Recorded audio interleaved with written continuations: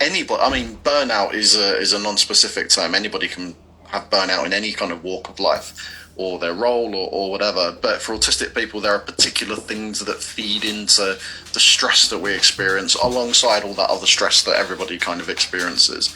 And all those kind of, it's really kind of the same things that feed masking, all those microaggressions and the barriers that you face and all of those kind of things take their toll on our body. So there's a slight distinction between that and poor mental health, because poor mental health is the psychological stuff that that we have going on, but this is a kind of more, your body feels like it's wading through treacle and all of those kind of things, and there's an exacerbation of all the things that cause us problems, like our sensory things and stuff like that. Everything just gets exaggerated, and really you're just bloody exhausted.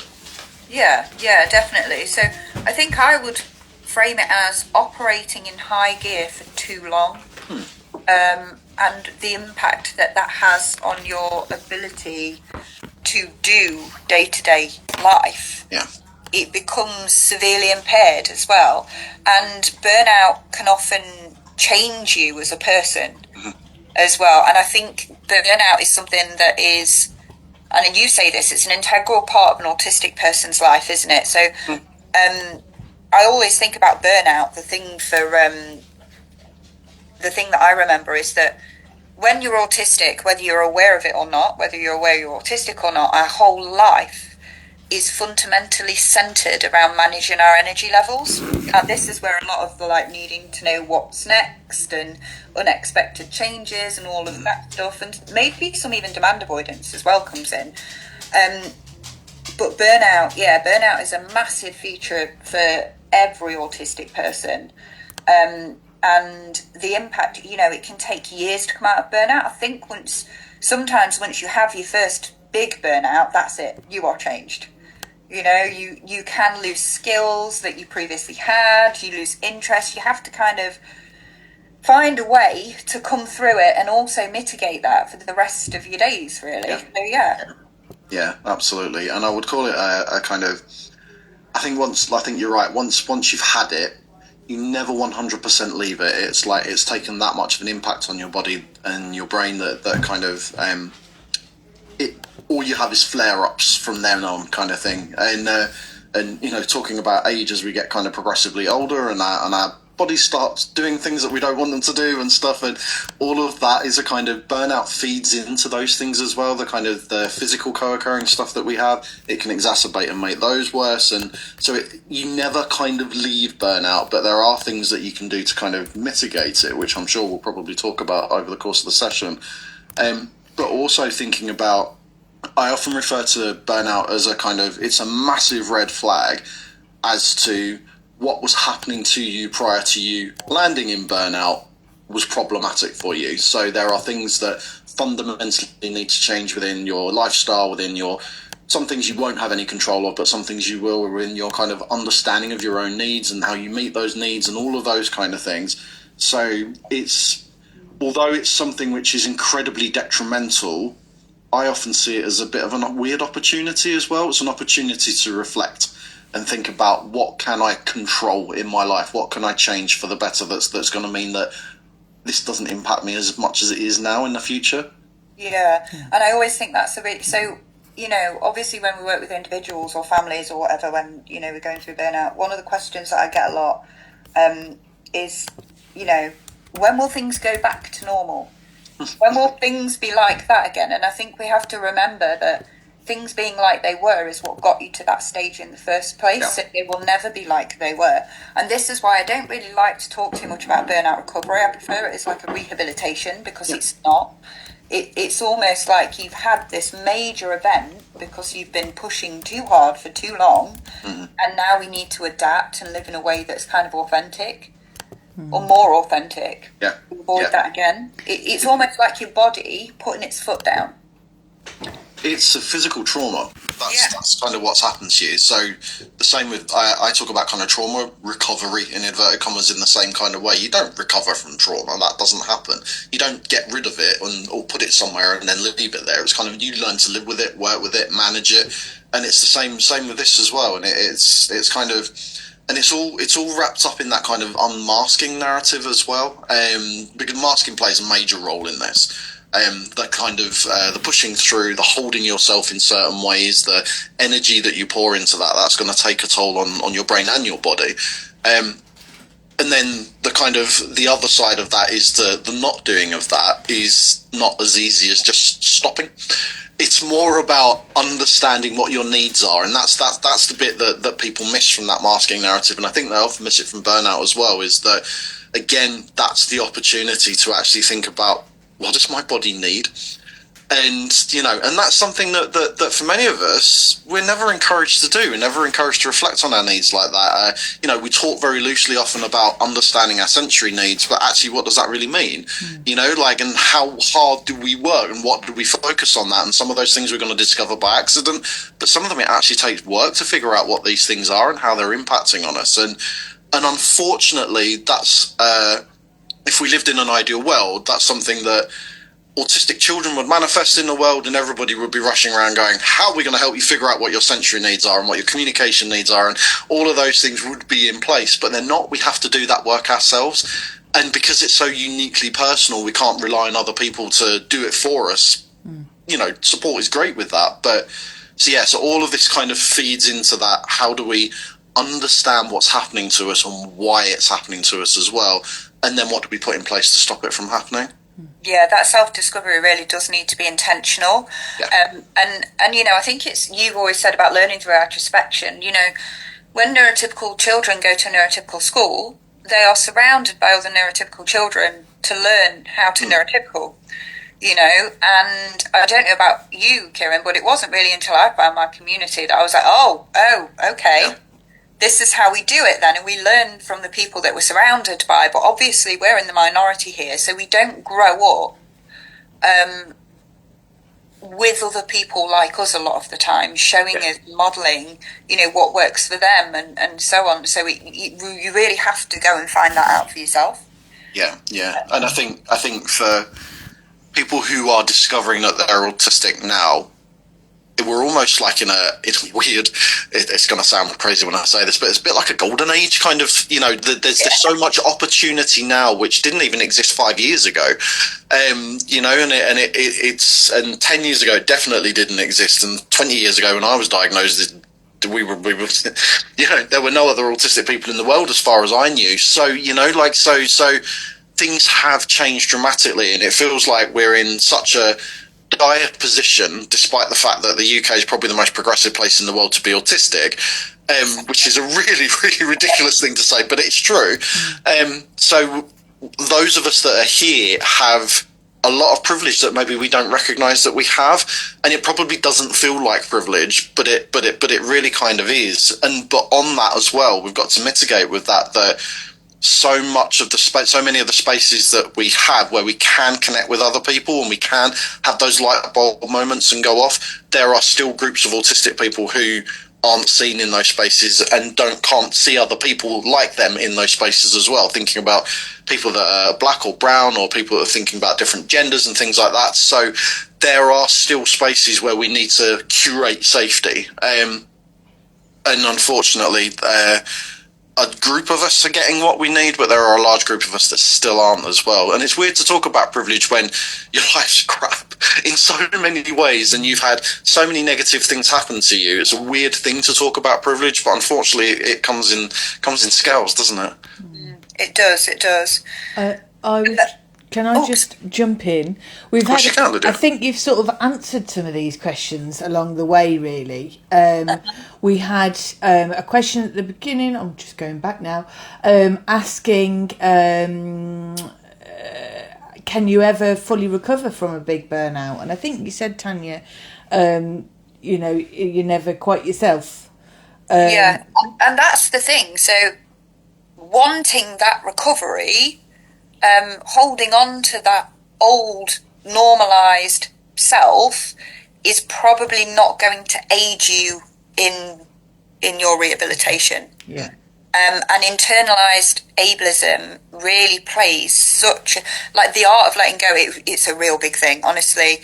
One of the hardest things, especially because not only am I autistic but ADHD, but one of the hardest things for me is to kind of know when to surrender to it, especially because the brain doesn't want to stop, you know, but it really is. And actually, it's that kind of major acceptance that this is not a choice, you know, because if you keep going, you're going to end up straight back where you were, but worse.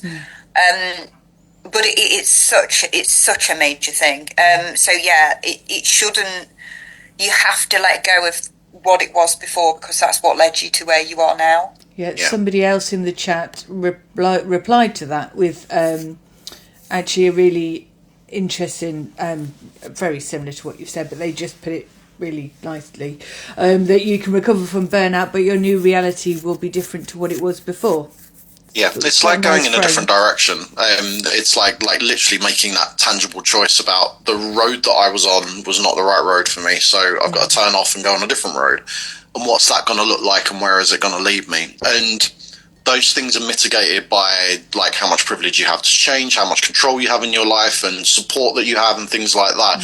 So for some people, the extent of the burnout that you're in, you might not be able to control much of that. You might not, you know, like, not to say that there isn't an exit at the end of it. There can be in some ways, but the way that the amount of control that you have might minimize the amount of change that you can make in your life. So that is a very, very real factor. That's not to say we all, you know, for years we've been saying kind of, as much as you feel like you have little control in your life, there are always things that you can control, even if they're tiny things. And sometimes even those tiny things can have a big impact that is immeasurable in how it can kind of relieve you in certain ways. But when you're kind of in the throes of it, and you are feeling like everything's in slow motion, like your demand avoidance probably has gone through the roof, your anxiety and your tolerance levels are probably up here, and you know, like your sensory sensitivities might be all over the place. So all of those things that are kind of happening to you, that doesn't necessarily have to sustain. So although the burnout is going to have an impact on your brain and your body, it is going to have a genuine legacy, and it might mean that you're more susceptible in the future to it if you don't make those changes. You don't necessarily have to stay with all of those feelings. But so much of this is also wrapped up in the stresses in our lives and how we manage those, and the impact of those stresses, and what you can take away and what you can't take away. But even, you know, like Tanya, you talk all the time, don't you, in terms of parents that have school-aged children, and the barriers and the fights that we have to have, and EHCPs and all of those kind of things. And sometimes it's around picking your battles, what's right for you, and what support is out there, and knowing what you need to do, and knowing what your choices are, because lots of people are either it's this or this, without knowing that there's 20 other choices in there that you can take, pathways you can take. So it sounds like a lot like hard work, and that's the thing, it is hard work to get out of burnout. But what I worry about sometimes is I see people offering like coaching and all sorts of things and workshops on how to stop being in burnout and stuff like that, and all I see is a shed load of more work for you to do. So that's sometimes something that I kind of get stuck on a bit, but yeah, it doesn't have to stay as it is right now. It can change for the positive, but you need to work it. It's like a flare up, isn't it? It is, yeah. You know, you go through your first one, and then it's always lurking over, like if you do too much, you're going to go into burnout. Yeah. Although I think for me personally, I've owned the first one is always the worst in my experience. But maybe I was just lucky enough to learn, you know, to be able to mitigate that the first time as well. But like you said about people not being able to stop and like having work commitments and children and stuff like that, that's a lot of the time why burnout looks different for people as well. Yeah. You know? There's a combination of things going on there, isn't there? It's not just that you are an autistic person. There's all these other life factors that are impacting, like they would impact anybody, but you have to put more effort into kind of managing them. Yeah. And I think I would say that, you know, because I know there's a lot of work going on with people trying to create, you know, observational models around burnout and what is it, and can we make it a diagnosis when in actual fact, that kind of makes me feel a bit icky, because it's almost like we're doing an autism wrong, and it really pees me off, because actually what the common understanding of burnout in my experience, you know, taking to your bed, not being able to leave, etc., is the least of what I hear in the community. So in terms of what is burnout, I suppose in simple terms, I would say being in a state of overexertion cognitively and sometimes physically for a sustained level of time. So it means that you cannot function at that level, and it messes with your sensory system and a whole host of other stuff. But what that looks like for you will entirely be dependent on so many interchangeable factors. Because there's this checklist that, it looks like depression, or, it's not mental health problems, but it can lead to mental health problems. It depends what your relationship is with introspection. Psychosis can feature heavily in it, as a result, because you may not be able to stop. It may be hypervigilance. And then, I don't know about you, Kieran, but because of the ADHD in me, when I'm starting to edge into burnout, I go the opposite way. Yeah. I go up. Yeah, you go up. Yeah. And I'm less able to hold on to things. Yeah. Including sometimes reality, but that's, so that idea that it looks like depression or mental health problems, it doesn't. I prefer to think of burnout as just a vehicle that can carry us to different outcomes depending on lots of factors. There's absolutely a distinction between those two things. Not like a black and white distinction, but there's a grey zone where they can overlap. The two can be concurrent at the same time, and one can lead to the other, but it isn't necessarily that they are one same thing. And one of the issues that we have had for a very long time is the lack of professional understanding of burnout and the impacts of burnout, because it can manifest and look like depression in very superficial ways. And depression is often, even within the medical field, very superficially understood. So we have had a legacy of autistic people being medically treated for depression and thrown into inappropriate therapies and things like that, where you are given more work to do, and where there's a lot more victimization and blame put on you for the lack of control you have over your life and the impact of that on you. So we have people being medicated for things that not in the right way, and then that leads to another narrative where you become like treatment resistant. That's the label that you get given. Oh God, another way of blaming yourself, isn't it? And and we shouldn't laugh. I think we do it because we see so much of it, But treatment or anxiety and stuff like that. When it's a real. Do we have any more questions, Lydia? Yes. I can see Lydia's like, we chat loads. Just stick your hand up if you've got questions, honestly. Well, I'm trying to read through because there's so much conversational and questions. Some of them you've already covered, but so I'm trying to sort of find specific ones that I think would be sort of linking. Somebody has asked. Oh, now I can't find it. We've got a few people really worried about Christmas, worried about nurseries being closed, finding time for themselves, and that's quite a few things. How do we find time? How do we do it?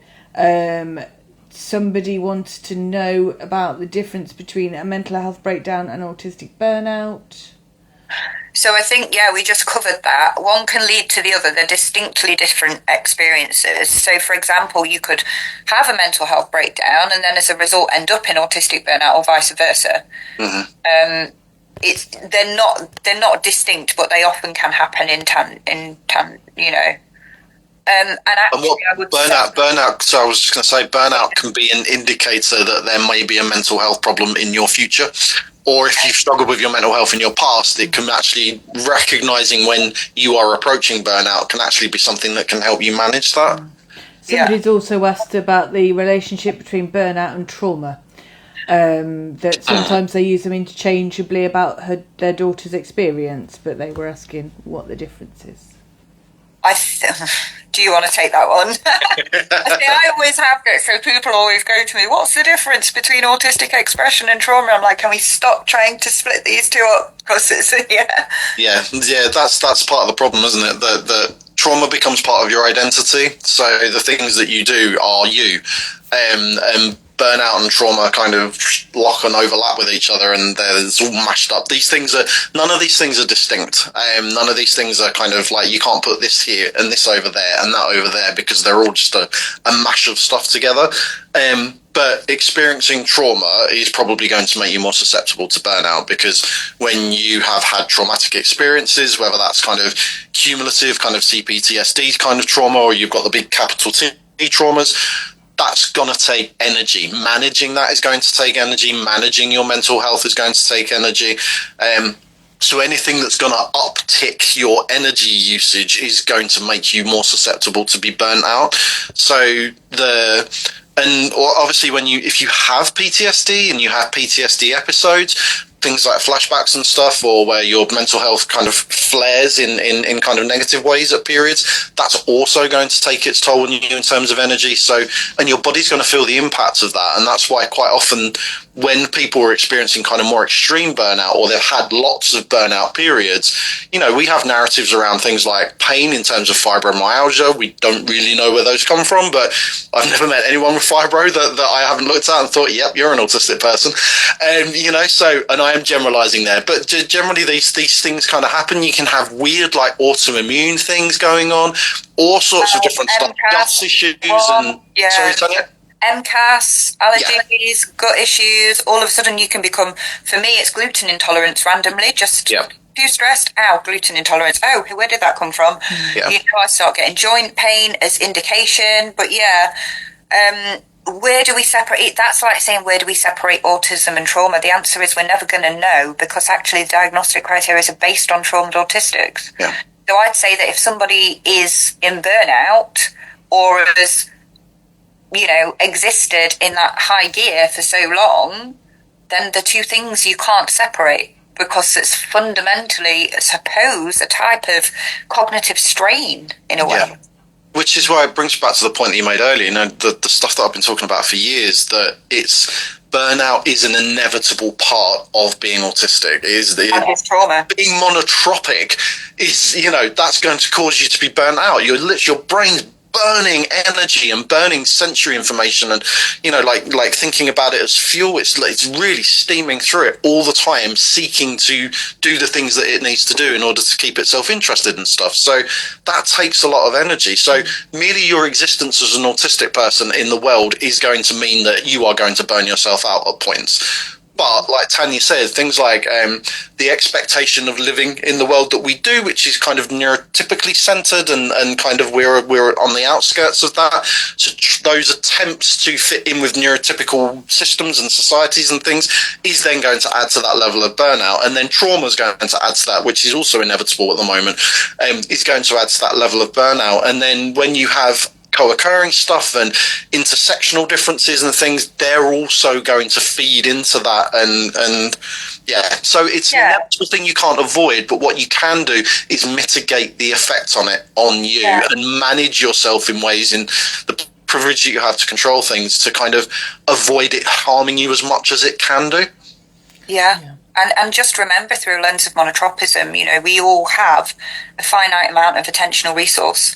There are so many factors that will almost unconsciously take up those attentional resources, and that's why Kieran talks about intersectional factors being something that could take additional cognitive resource and create an additional layer of not being safe.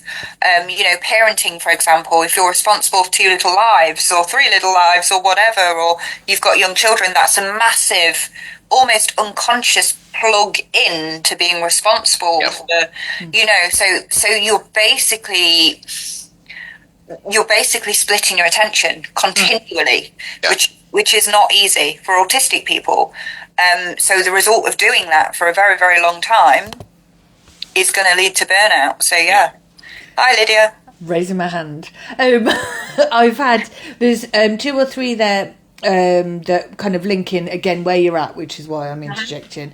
They are somebody's talking about feeling like when they're burnt out feeling like a rubbish parent, snapping and being short-tempered, talking about if you've got older children, do they understand when you're burnt out, or how do you talk to them about being burnt out. And somebody else has talked about the Christmas holidays, everything being closed, and sort of 24/7 parenting as a single parent, sort of worrying about how to cope with that. So I'm just sort of wondering if there's anything. Yeah, so we're going to do Christmas on the next Q&A, which will probably talk about this a lot more, but actually, again, I can give you ideas and things, but I don't know your situation, so you're not necessarily going to be able to do that. But things for me that worked, because I'm a single parent, I mean, yes, I do have the privilege of being able to afford help now, but it wasn't always the case.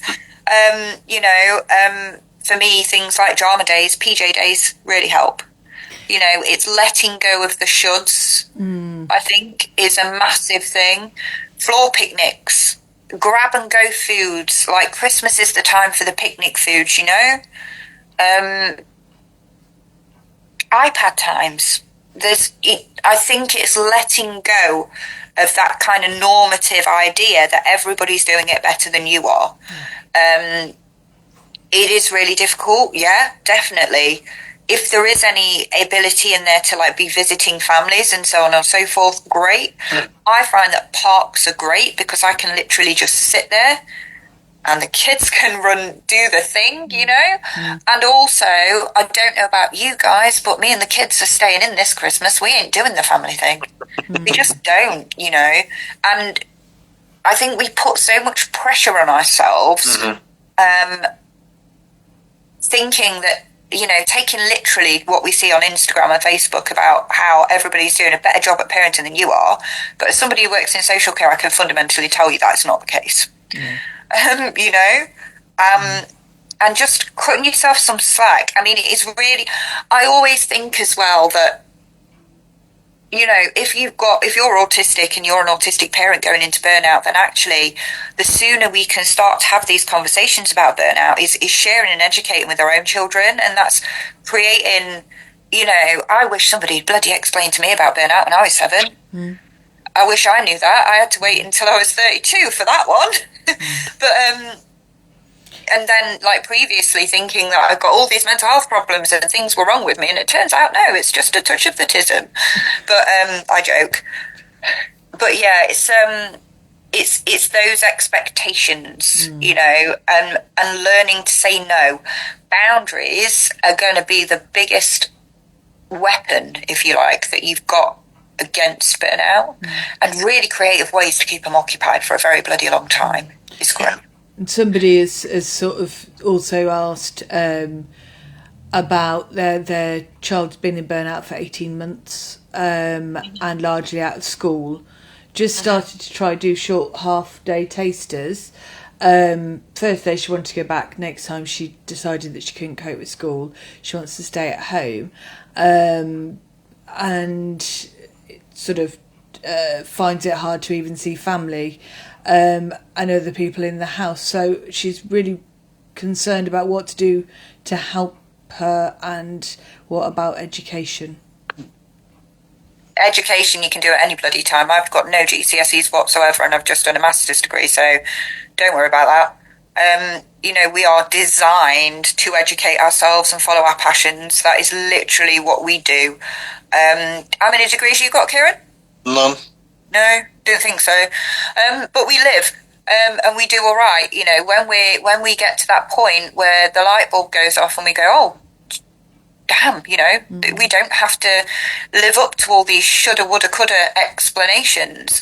Fundamentally, and I write this a lot in my assessments, that, we have a lot more to learn than, because we're not neurotypical. We're surrounded constantly by neurotypicals, and the world is designed by neurotypical people for neurotypical people. So we have to learn to do us, So actually the only real education that I would be focusing on right now is that self-discovery, really, for your child.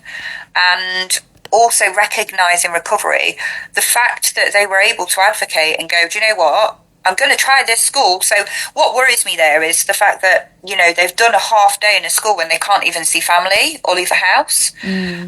But what's really positive is they did the half day and they went, you know what, that's not for me. So actually she's very lonely. The parents saying that the daughter is lonely and she wants friends and socialisation. So you look for other ways to achieve that, and it needs to be interest-led as well. There's like, you know, mentoring. There are some wonderful mentoring services around that do it by gaming or interest-led. And also sometimes going through a burnout, especially for a child who does not know what is happening and the parents are just discovering it, can be very traumatic in itself, and it can create a fear of ending up back there, not only for the child but also for the family. So sometimes it's also about recognizing recovery and work and not being scared to feel the edges, if that makes sense. Because what that can create, if we don't, is knowing when to push and when not to push. Sometimes we have to mess around and find out for ourselves. We have to do everything the hard way to figure out where the end is. Now, I'm not suggesting that she goes back into a mainstream school 5 days a week, but actually sometimes we can get in our own heads because we've got that little voice in the back of our heads that, oh my God, if we go out to wherever, we're going to end up back in bed for 3 weeks. And you know what? It might be a day, you know, and this is the way that I live my life. I don't know about you, Kieran, but if I decide to go to a gig or do a talk or speak to a room full of neurotypicals or spend a day in a room full of neurotypicals, then I know damn well for the next day I'm probably going to work from my bed in my fluffy robe if I do any work. I'm the same. I schedule in time that I know I need downtime after doing stuff like.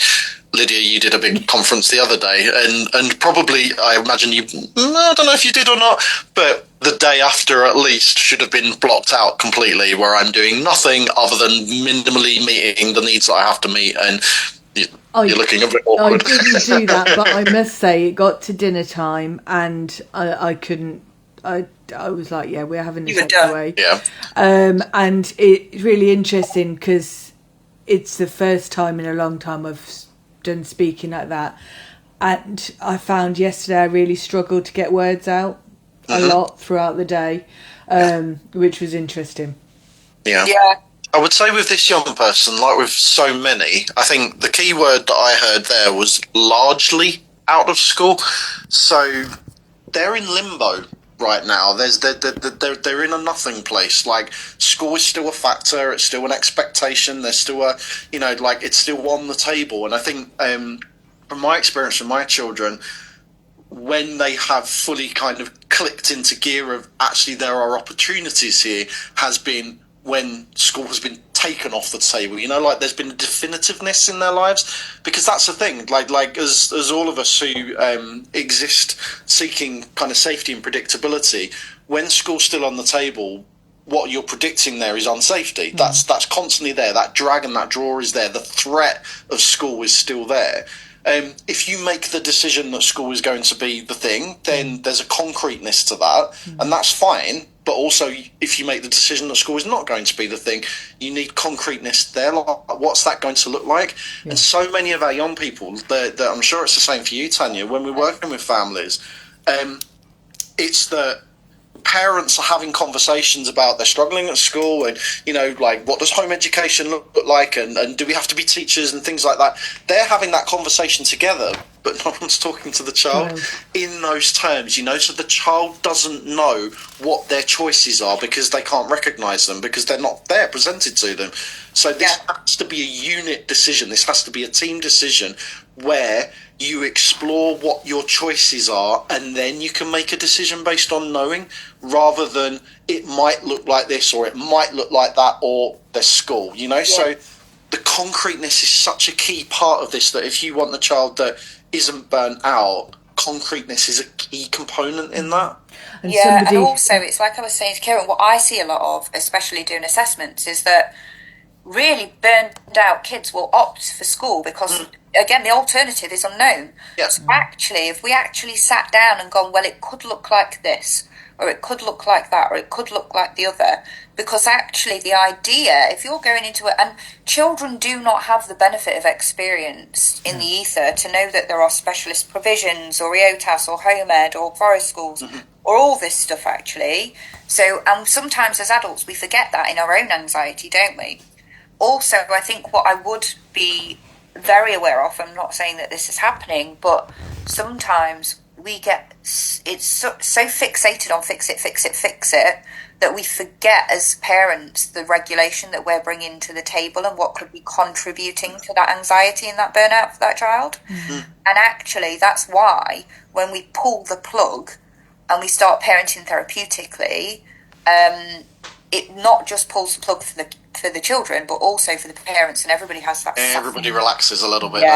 Yeah. The shoulda, woulda, coulda. Yeah. Do you know what? And sometimes, I mentor a lot of parents, and I'm sure, because Lydia is our peer support lead, and I'm sure that you guys peer support a lot of parents that are going through this with their children, just to support them through that letting go. Life is going to be different, and everything that you thought you knew needs to have a little bit of a shift, because it's a whole family shift. It becomes less about rules and more about boundaries, and less about shoulds and more about safety, and less about I was going to say, interestingly, something you've just said really links with what I would always talk to peer supporters about, is you said about the fix it, and actually while we're fixing we can't listen, can we? No.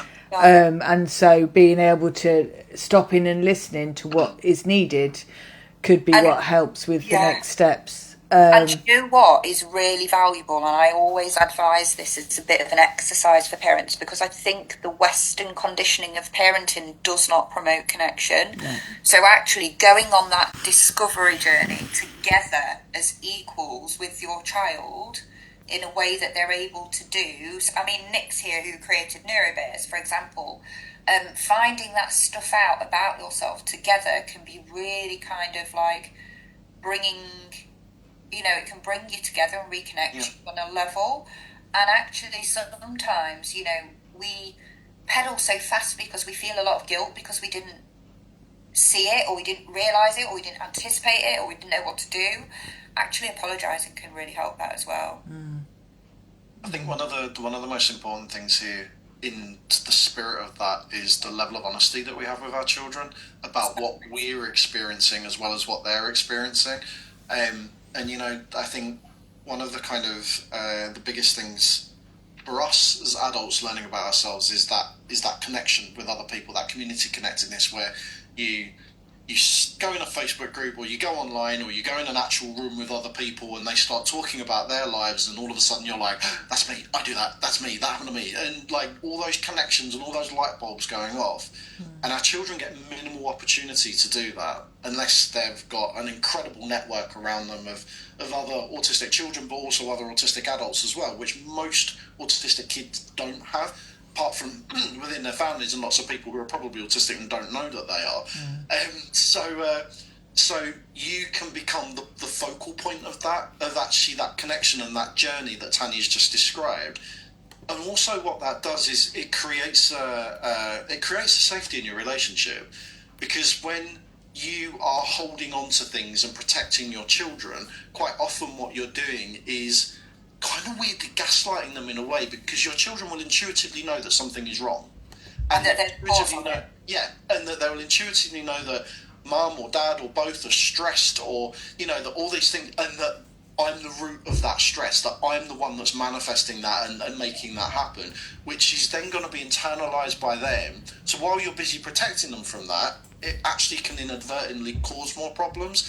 So having those open and honest opportunities, and bringing it back to burnout that parents are experiencing, that was a question from earlier, kind of actually talking to them about this, because obviously when we say how do we still manage our children and look after our children when we're experiencing burnout, what we're then suggesting is that this is only adults that are experiencing this, when actually our children are experiencing this as well.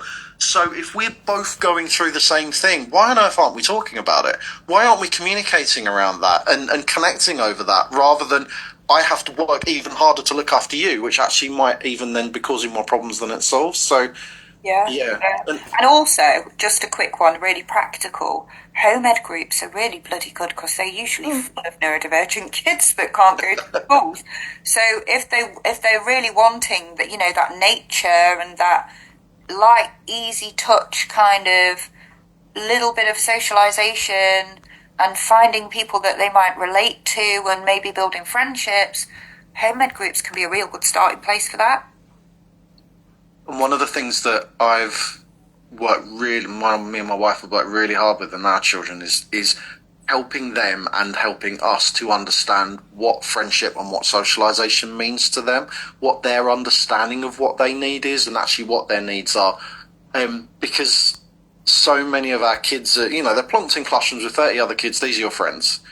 And they're not. They just happen to be a bunch of kids that you've been plonked in a room with. And you might not have any real connection with them other than intimacy garnered over time spending in the same room together for a long period of time.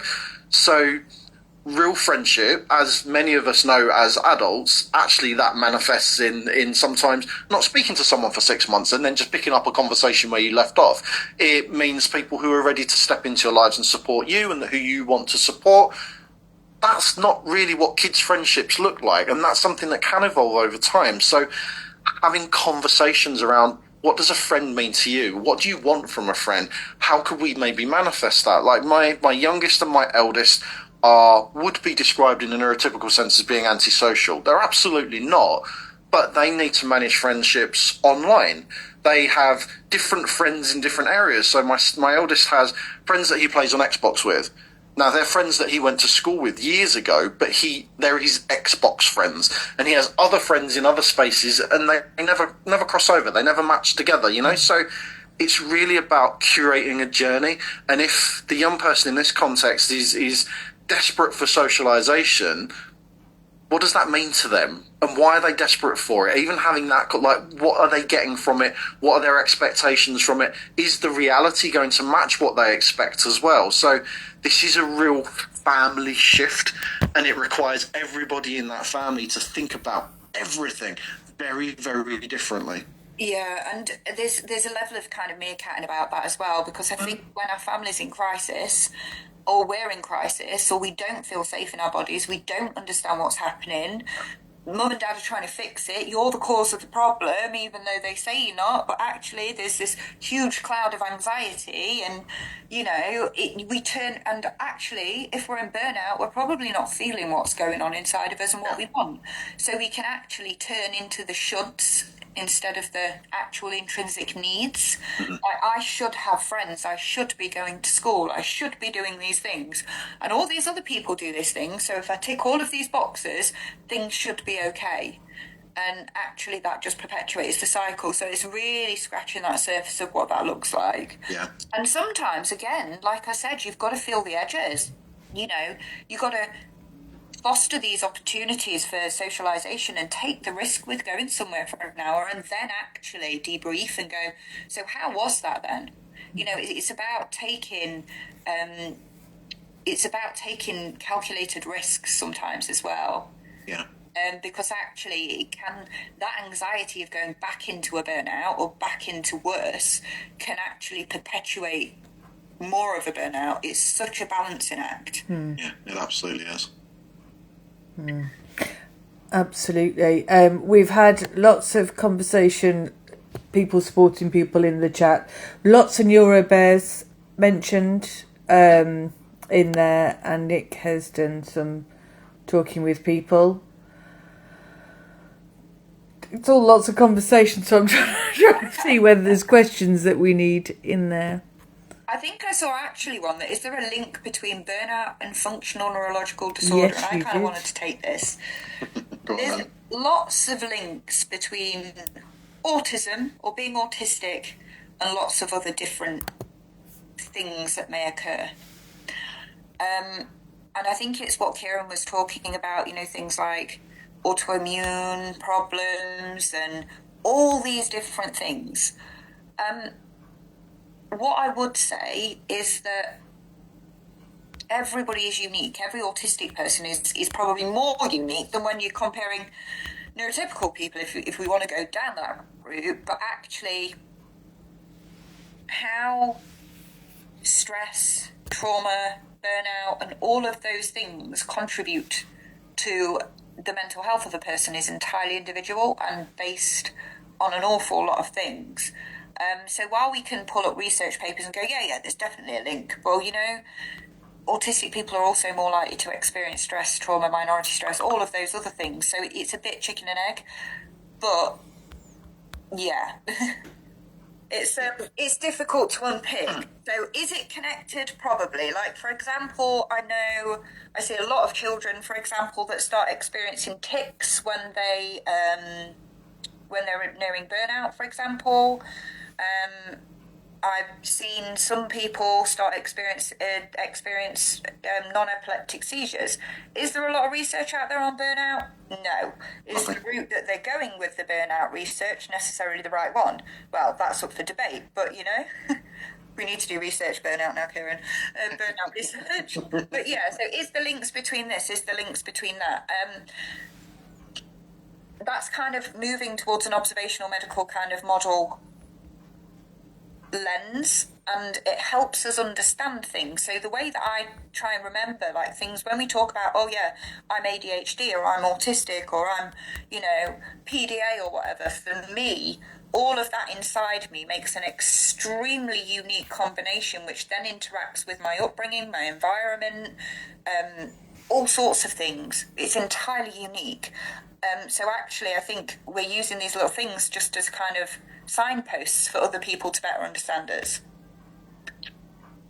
Yeah, so for FND specifically, for those that don't know, that's functional neurological disorder. And I've got, vicarious personal experience of this because this is one of the labels that was thrown at my wife.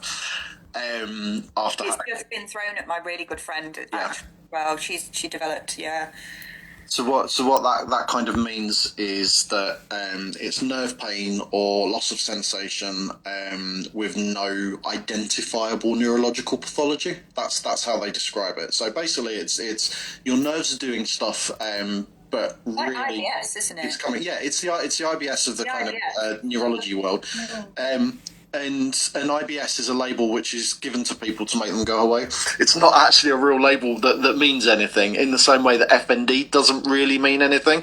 And actually, some of the root of FND is really problematic because it's basically talking about you have manifested this. And that leans into kind of good territory, but which is also a bit dodgy territory and misinterpreted somehow around how trauma can manifest in the body and how the body can respond to trauma.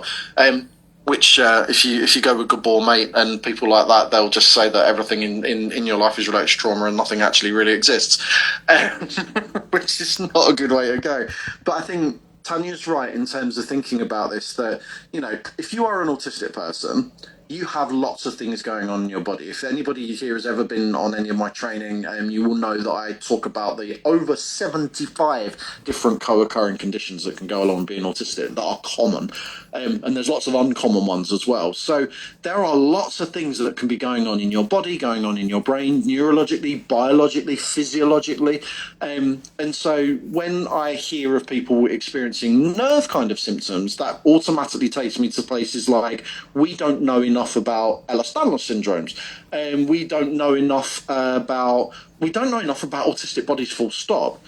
And if this is someone who was assigned female at birth talking, we know nothing, even less than nothing, about autistic women's bodies. So, there are physical differences, biological and physiological differences in autistic people. The way we respond to sensory information means our body's going to respond biologically differently. The way that we experience burnout means that things are going to manifest for us.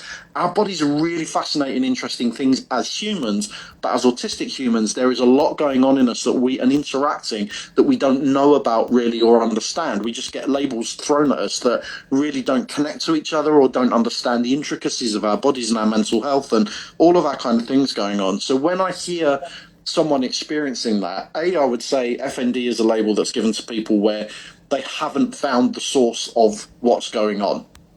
So it's a meaningless label to a degree. It's a non-treatable label. They'll try and treat you maybe with physio. They might give you medications and things like that. Things might work, things might not work, but that's because they don't understand enough about what's going on in your body. It doesn't mean it doesn't exist, and it doesn't mean you're not experiencing those things. But what it does mean is that as a knowing autistic person, it's probably better for you to park the FND and start thinking about what other identifiable things might be going on for me that I don't know about yet. And if we explore, I'm figuring stuff out about my body all the time. I had no conscious awareness that I had hypermobile Ehlers-Danlos syndrome until a couple of years ago. And I've been teaching on this stuff for years, you know? So we are constantly discovering things about ourselves, and it's only by connecting and reading and doing the work and learning about the narratives around us that all of a sudden we can start going, oh, well, maybe that might fit for me, and that might fit for me, and that might fit.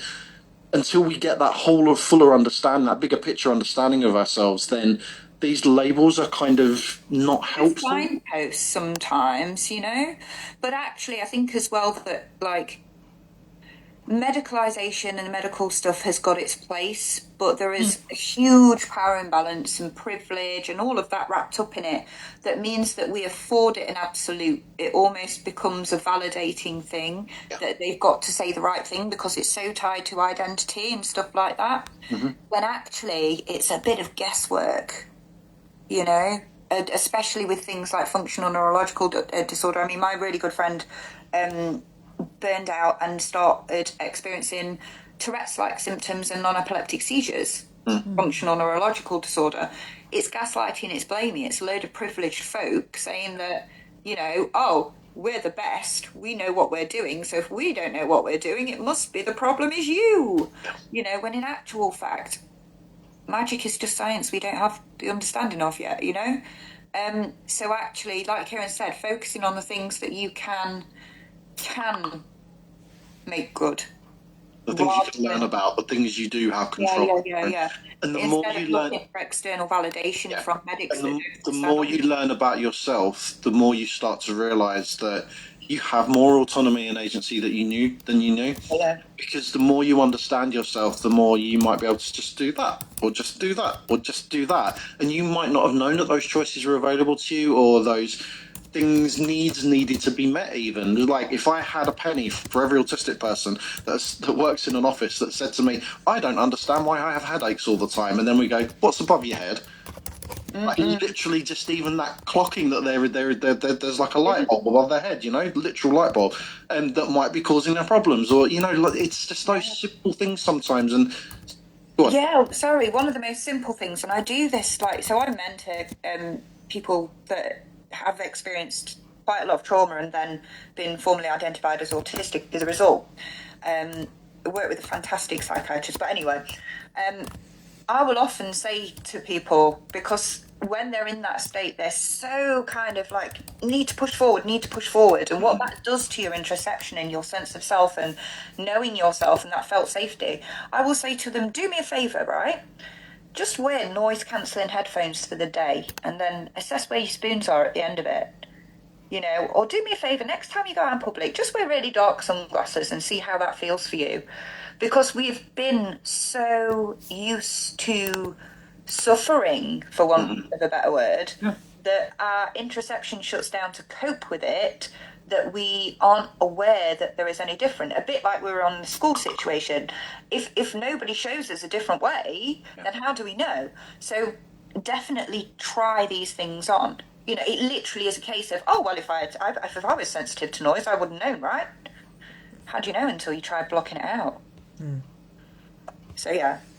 Yeah, and that's the thing, and even within that, it's like being sensitive to noise is a very general thing, isn't it? What if it's specific noises?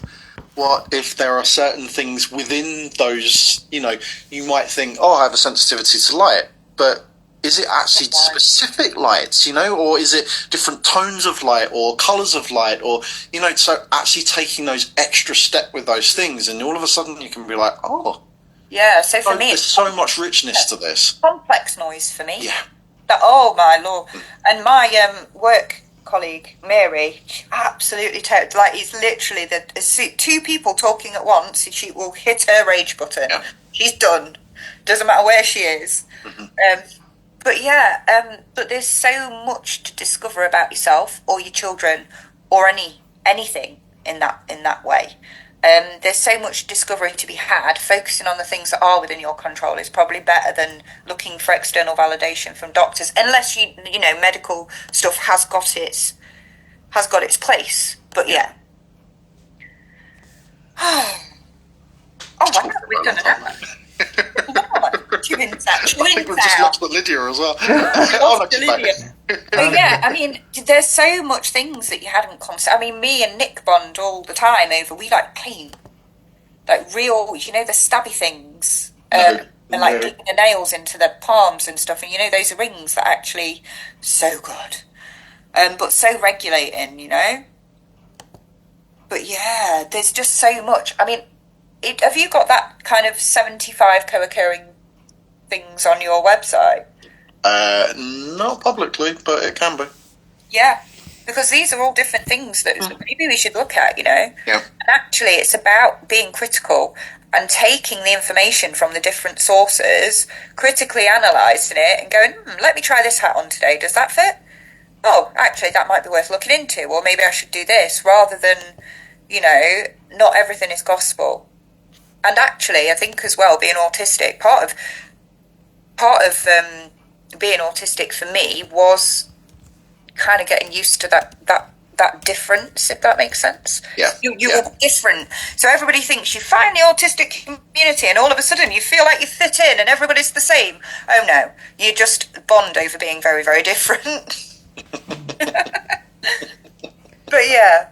Oh, so what else we got? We've got lots. Do we have any more questions? We've done a whole hour, Kieran. It feels like it's just gone. I'm just dropping in the chat. Some of you will have read this, but some of you won't. It's an article I wrote. It's quite old now. It's 2018 I wrote it. But in it is a list of, and this isn't like a checklist. You don't have to have all these things, or you may experience some of these things in various degrees. But in it is a list of kind of indicators of how burnout might manifest and what you might feel during that time. So it's things like being lethargic. You might notice your mood changes. You might notice an increase in your anxiety, or other people might notice this if you're not very good at spotting this in yourself. Like increase or decrease response to different sensory kind of inputs and things. So it's kind of changes that are happening for you within your body. You might speak more like Tanya does, or you might speak less. So you might get brain fog, memory loss. You might pour more energy into stuff. So it might be worth just, if anybody's interested, going through and having a kind of thing. And this isn't like a checklist for when you're in it. This is more of like, actually, how do I start to recognise when this might start happening for me?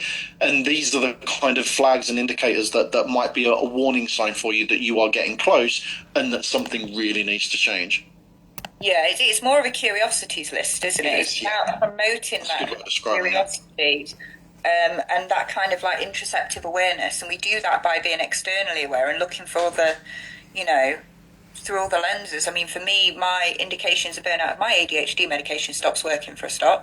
Yeah. I take it as a tool. And when that doesn't work, I'm like, oh, okay, this is not that. This is me being burned out. Yeah. I become almost more hyperactive when I'm heading towards a burnout. But actually, I can burn out in the other direction where I'm like, do you know what? I need a day in bed. So it can be different as well. It's not always the same because not always the same. What's going on in your life at that time? No. One of the big things for me is I notice I dissociate more when I'm starting to hit a wall. Yeah. I don't recognise I'm hitting a wall, but I recognise when I'm starting to dissociate more, and that might even be things like doom scrolling and stuff like that. Like where I'm literally just switched off. I might be doing something, but I'm not actually kind of taking it in. So I love reading, but my ability to read over my years has diminished. But even so, like even now, if I know that if I sit down and I read a chapter of a book and I've got to the end of that chapter and I can't remember what I've just read, that's when I know that there's a rabbit off somewhere in my life and I need to kind of think actually what's causing that. Yeah, and it's so different for everybody. it's just. But also, what I will say is, don't always assume it's bloody burnout. Go and get your bloods done. Oh yeah, always, Make sure, always. You know, because there are things like, you know, always check the medical stuff as well. Yeah. But yeah, I mean, for me, I start to become less aware of my own interoception. So, for example, I start becoming more stressed and I hold it in my body more. So then when I start experiencing backache and I'm like, oh, yeah, you're losing that interoceptive awareness. That's fell off. Yeah. You know, there's so much really, but anything that's just a bit off, it's like you're on a constant discovery journey, figuring out where the off bit is. And what's not feeling quite right.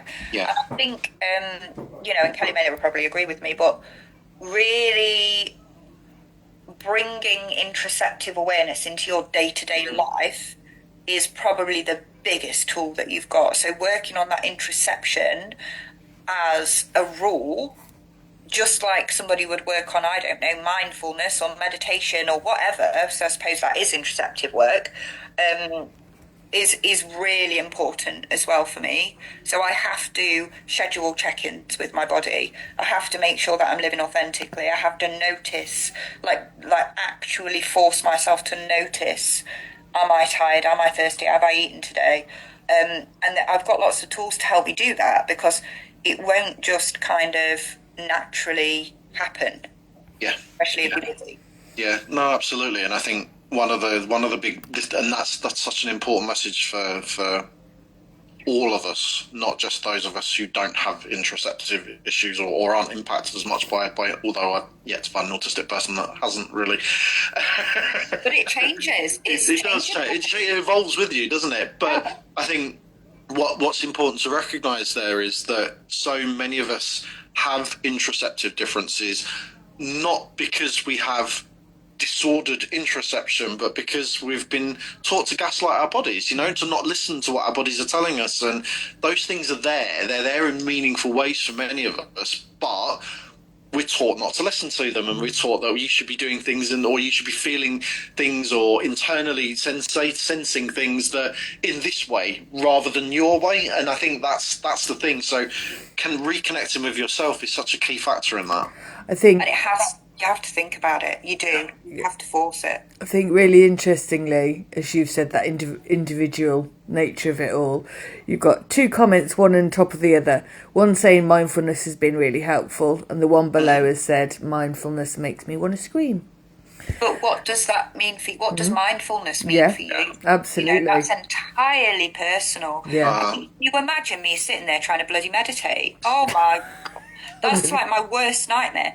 But actually, how do I practice mindfulness? It might be crochet, it might be knitting, it might be whatever it is that I want to do. I just bought a Fairy Castle colouring book, actually, and I'm going to give that a go because I find that quite interesting, quite therapeutic. But I actually also think my mindfulness was kind of what we're talking about then is interoceptive awareness. Let's call it what it is. It's fostering interoceptive awareness. Yeah. So anything that you do that is getting to know yourself on a better level is mindfulness. Yeah. That some people just put fluff on it, basically. Why do you think, you know, when you go to the doctors for mental health and they're like, oh yeah, you need to practice mindfulness and go for a walk, what they're talking about is actually making time for interoceptive awareness, so that because when you're interoceptively aware, you're aware of your emotions. So emotional regulation, for example, if you start becoming, it feels like, you know, you're becoming emotionally dysregulated out of nowhere, that's usually an indication, if that's not normal for you, that your interoception is having a bit of a zhuzh. So that might be going into burnout, for example. We see that a lot with kids, and they're like, oh yeah, this meltdown just came out of nowhere and blah blah. No, it didn't. No, it didn't. No, it's been manifesting for months. But yeah, there's so much creative outlets and stuff and things that we do. What mindfulness or interoceptive awareness looks like for you is personal. Like my friend told me the other day, she was sat there, she's like, sorry, but awful story. She was like, I don't know if I need to go for a pee or not. And my other friend was just like, have you prodded your stomach? And she was like, what? And she was like, well, if it doesn't hurt when you prod your stomach, you don't need to go. And these people are supposed to be neurotypical, right? And I'm just sat there, I'm like, yeah, sure. There is so much in interoceptive awareness, and it is. and this is why, you know, you'll often see people like Kelly say that actually you can build that interoception. You know, you can build emotional awareness and, you know, help with things like alexithymia and stuff, because like Kieran said, when it's coming from a gaslighting societal masking presentation, you can work actively to undo that. But this is what we mean by you know, it's not about recovery, it's about rehabilitation, right? So when you break a leg or something and you have to go to physio and you have to rehabilitate, it's work. There is a certain amount of time for rest, but actually you have to recognise when it's time to start feeling the edges again and figure it out. And recognise what that looks like for you, uniquely for you. And that's like, but talking about like interoception and the mindfulness. So mindfulness for me is spending time with my wife alone, away from the house.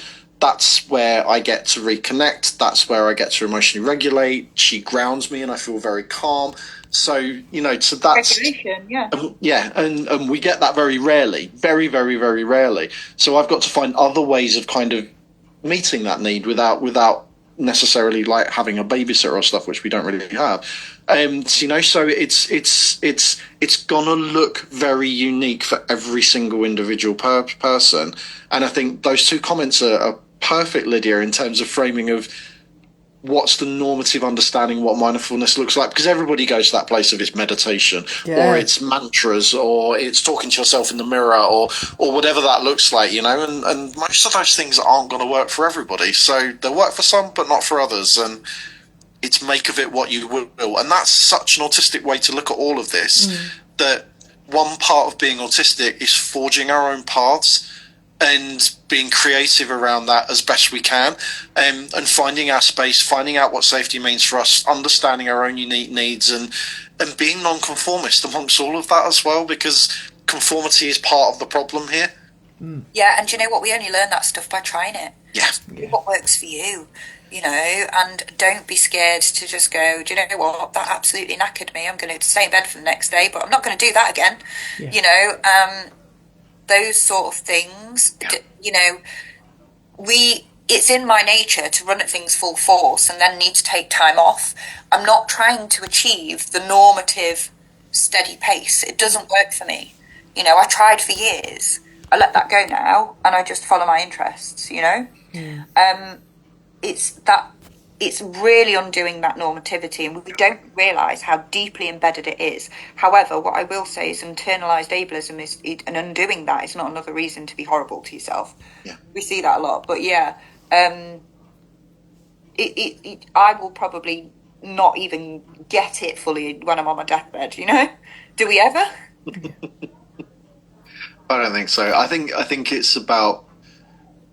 I'm going to use one of your things now. So you described masking years ago as like being like water filling a space. Oh yeah. So I'm going to use that analogy now. So this is like being like water finding a path.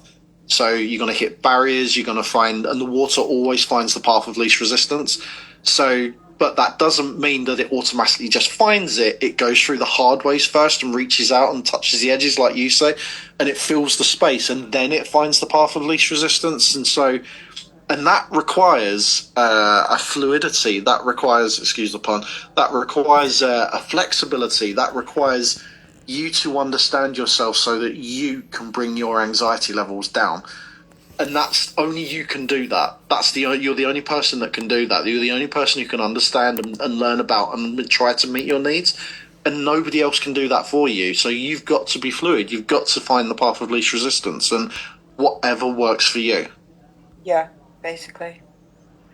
I think that's a great place to leave it, I think. Yeah. Do you know what? We haven't done this for a while, have we, Kieran? We used to do this all the time. But then we had to do real jobs.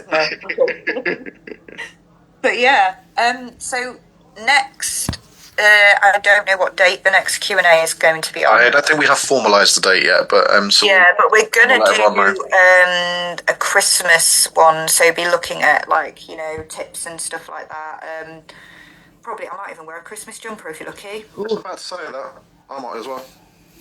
I have one now. I feel like all grown up and responsible and everything. You're going to need to wear it as many times as possible. I find I have to wear it lots to make it worth it buying it.